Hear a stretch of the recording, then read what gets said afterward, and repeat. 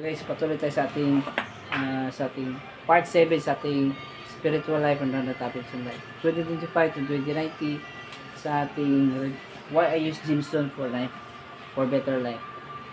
Okay, sa 2025 to 2090. Ewan ko lang kung anong mangyayari sa future. Kung ano talaga, nanood din ako sa video ko. Ina-analyze ko at tinitindi ko talaga siya. Mabilis ba? O mabagal, klaro ba o hindi. Yun lang din ang mga sinasabi ko na walang nagre-research kasi lahat tayo nagmamadali sa cellphone, mamadali nag-aasawa, di ba? Madali, hindi tayo nagre-research. Kung nagre-research tayo, iba. Walang pareho sa akin na nagre-research about sa gemstone, about sa connection sa radiation, sa mga scientific, bihira lang. Ngayon, makikita mo sa Facebook o YouTube, puro lang nakakatawa, di ba? Mga funny, entertainment. Pero hindi natin alam yung mga kalusugan pala. Yung mga health na, yung mga scientific method. Wala eh. At tayo, halo-halo tayo. May scientific, may pagbibilikan, may halo-halo ba? So, ngayon, medyo masaya ang buhay, mapupuntahan mo lahat ng gusto mong gagawin, diba? Then,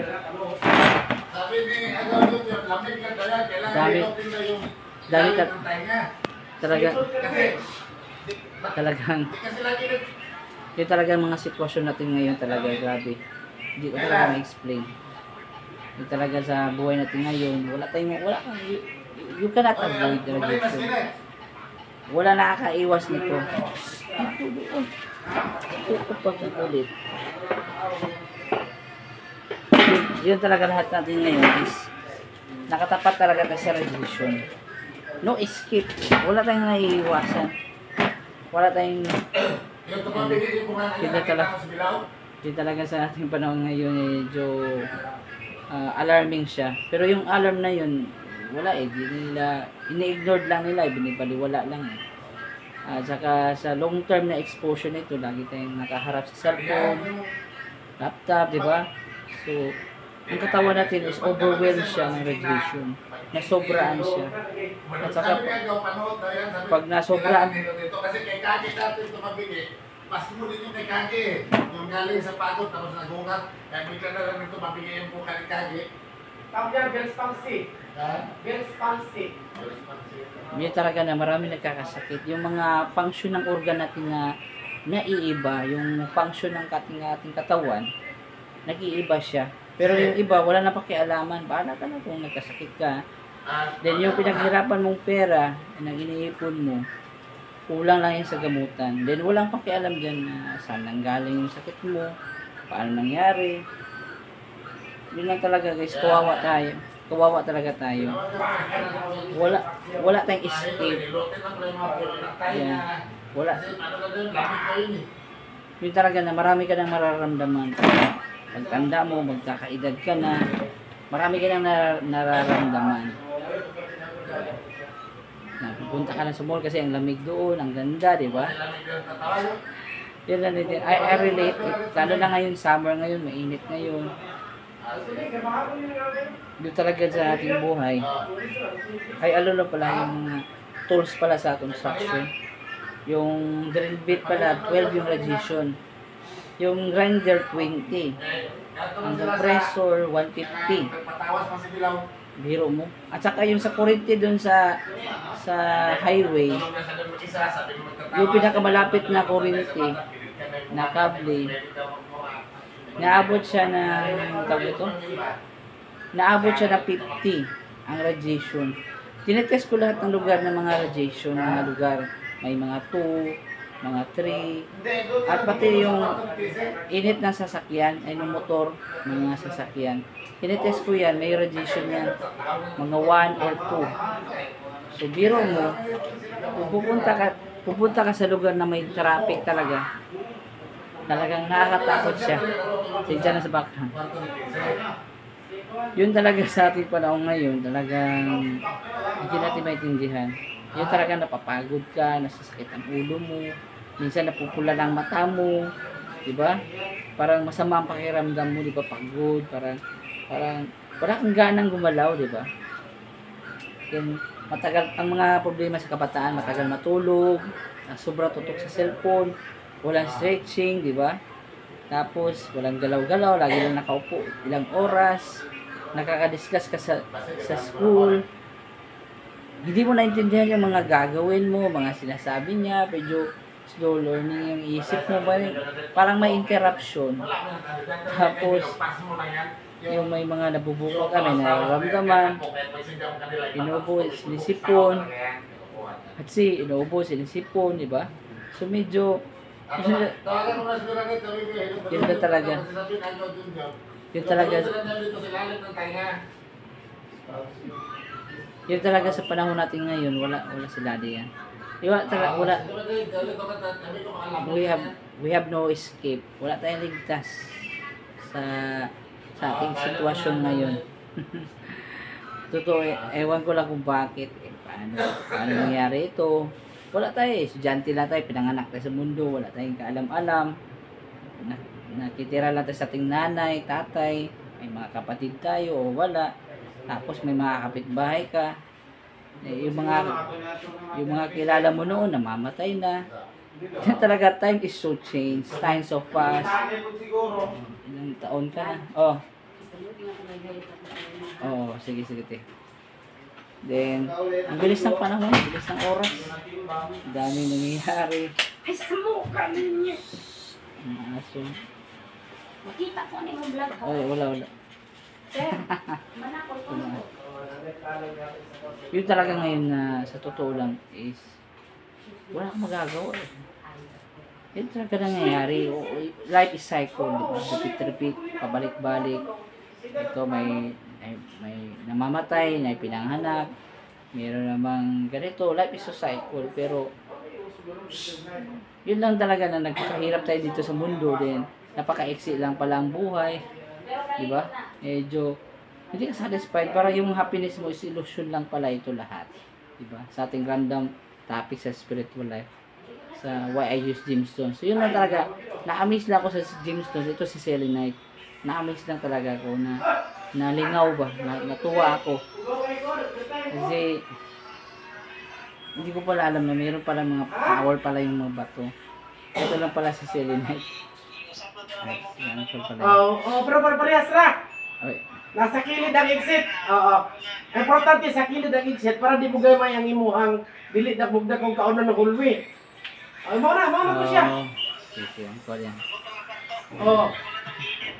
Oo. Kaya kung dito ko ka mo always tunga, dako makuha sa hulwi. Di ba? Kung sa kilid, okay na kayo to. Ano man? Talaga yan ang buhay ngayon. Dali naman to. Sahon naman to. Sahon naman to. Di ka kugober tayo magkagugerkon. Pabugay ko. Oo. Apit na, kay ko naman lang eh. Bali, kabinet naman ako, kaya di may kita naman magkubag, nalay kabintal. Puro kabinet. Ako na patanda akong kabinet sa inyo ha. Ako na patanda ha. Si Uncle yan. Si Junjun. Yung mga wifi, yung mga internet ngayon. Kung kilala sila, nakikita, nababalitaan mo na lang isang araw, patay na pala siya, tumanda na, nagkakasakit, di ba? Nakakaawa, nakakalungkot. Ito lang palang destiny sa buhay natin. Diba? So, medyo naging 70 ang buhay ng tao, medyo paiksi na paiksi, dahil sa mga sakit, di ba? Then, wala ka ng pera na paano mo gagamutin yun. Wala kang pera, paano, o di mo alam yun ang dapat gagawin, di ba? Stress ka, araw-araw, parang hindi ka masaya. Then, ang kasiyahin ng iba, dahil sa stress sila, nagiinuman sila doon, nagsisigarilyo, droga, di ba, the chicks. Yun lang siguro ay escape nila sa reality. Pero hindi nila alam pala na hindi pala yung maganda, di ba? Medyo may side effect talaga sa katawan. Dahil sinamahan pa sa malakas na radiation, sa mga technology ngayon. Sino na bang tao siguro walang cellphone ngayon? Simple lang siguro. Kahit sa bundok siguro mayroon. Yun talaga na wala kang magagawa. There's nothing you can do. We are here. That's why gumagamit ako ng crystals kasi protection to dito. Nag-i-enjoy tayo habang nasa city life. Di ba? Nagagawa natin yung gusto natin. Kung yung gusto natin gagawin, di ba? Magagawa rin dapat na task natin. Pero yun lang talaga sa ating buhay ngayon. Walang alam. Wala tayo, nagmamadali lang tayo na kumain, pero mga chismis, nag-uusap tayo ng mga topic, mga ibang tao, anong problema ng iba. Mismo hindi tayo nagsasalita, nagkukwento. Paano gaganda ang buhay natin? Wala eh. Walang nakikialam eh. Walang naki-info. Paano ba i-improve ang buhay natin? Paano natin maproteksyonan yung sarili natin sa radiation, yung mga healthy lifestyle, di ba? Wala eh. Walang nakikialam eh. Ngayon, mga bata ngayon, sobrang lakas ng cellphone na eh. Bata pa. Walang anti-radiation, di ba? Bili ng mga soft drinks, di ba? Hindi sila aware. Di ba? Hindi tayo mahilig sa medical. Minsan, bigla ka lang nagkakasakit, bulaga ka lang isang araw. Uy, ito na pala sakit ko, di ba? Kahit healthy foods ang kinakain mo, kahit nag-i-exercise ka, yun lang ang side effect dito, pinakapangit na side effect. Diba? Na wala ka lang ginagawa dito sa city life. Kumain ka lang, nakatayo ka lang, bigla ka lang magkasakit. Siguro, yun lang talaga na lahat ng sa social media, pupunta ka sa city life, yun ka sa school kasi nakikita yung opportunity. Kasi doon sa bukid, ang boring daw. Pero dito sa city life, wala kang malalanghap ditong preskong hangin dito sa city life. Maliban na kung may mga puno, di ba? Mainit ang lugar, maraming usok, maraming sasakyan, di ba? Ang init ng sasakyan. Lalo na ang traffic, di ba? Kumain ka ng mga fast food, mga dilata, corn beef, beef loaf, di ba? Yun lang din talaga dito sa ating buhay ngayon. Wala eh. Yun na talaga na naawa ko sa sarili ko. Hindi ako nagkukwento sa ibang tao. Parang sinishare ko lang dito yung experience ko dito sa vlog. Sinishare ko lang ang mga kaalaman na magtutulong sa atin araw-araw. Kasi minsan wala nag-a-advise eh, di ba? Mabalitaan mo na, nagkasakit na siya, na anong problema, wala eh. Wala nag-aaral sa sakit eh. Na anong sakit nito. Kasi puro nagtatrabaho. Hindi ko na sinasabing masama ang trabaho, hindi ka na magtrabaho. Hindi naman ganun ang sinasabi ko. Ang punto lang natin dito is kailangan mo extend ka pa. Kung napagod ka sa school mo, napagod ka sa trabaho mo ngayon, kailangan, kahit sa pagbablog ko, kailangan may extension ka. Hindi pwede lang makontento ka lang sa gagawin mo sa isang araw. Na wala kang gagawin, ganito lang. At lalo na magpamilya ngayon, mag-asawa ngayon, ako, pamilya ka, mas matinding trabaho. Dahil sa sobrang nag-asawa ng maaga, masaya ka.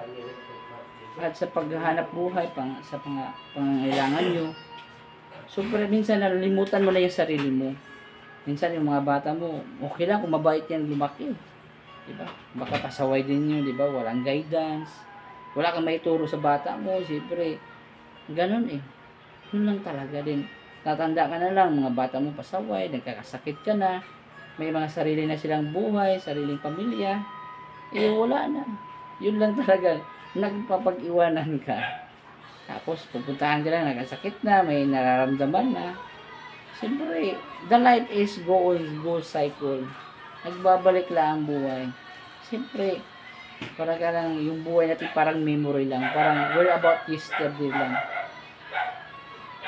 Diba? Parang kailan lang. Yun talaga na. No, bilis talaga ng panahon. No? Pero, yun lang ang bagay na hindi ko alam talaga dati pa. Yun mga bagay na hindi ko alam, hindi ko na-realize. Na-realize ko lang to guys. 2024 hanggang 2025 lang guys. Dati hindi ko na-realize yan. Yung papunta sa city, hindi ko alam yan na may mga danger of radiation pala. Hindi mo alam na ganito pala nangyayari. Nasistress ka sa mga balita eh. Sa mga politiko, sa mga nangyayari sa bansa, mga ganito. Ay, pangpagulo lang yan eh. Di ako masyado nanonood sa mga balita na yan. Ako nakakalito talaga. Yun talaga. So, like, subscribe, comment, share, love you, peace, love you all. Maraming salamat sa papanood. Sana, motivation lang tong video ko. Hindi to sa paninira or pag-down na ibang tao. Ano lang to, pangpalakas sa bawat isa. Magtutulungan tayo sa bawat isa. So, thank you po. Peace, love you all. Maraming salamat po. Thank you po.